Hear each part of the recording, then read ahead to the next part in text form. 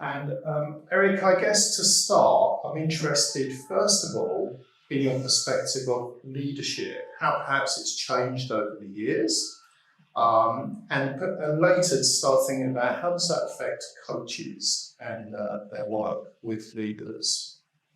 Wow, that's a big question, right? It's two questions, Chris. One about leaders and one about coaches. And even the one about leaders, for me, is a big and interesting question.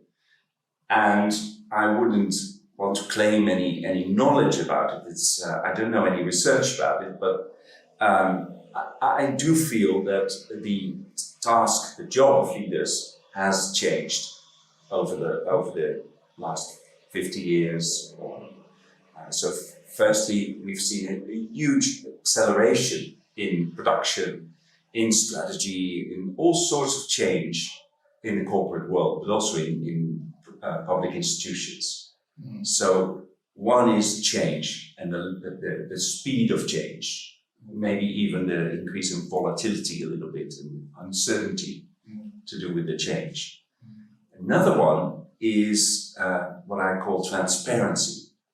So leadership has become much more visible, much more debatable, and what you see is that big decisions, but also, let's say, the modus operandi of leaders that they're followed. They're in the public domain.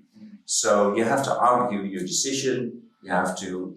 You can't do a kind of a backroom decision-making process and then a front-room propaganda about it. There has to be some alignment nowadays between how you make the decision with your peers or with your bosses or shareholders, and how you explain the decision in front, I think.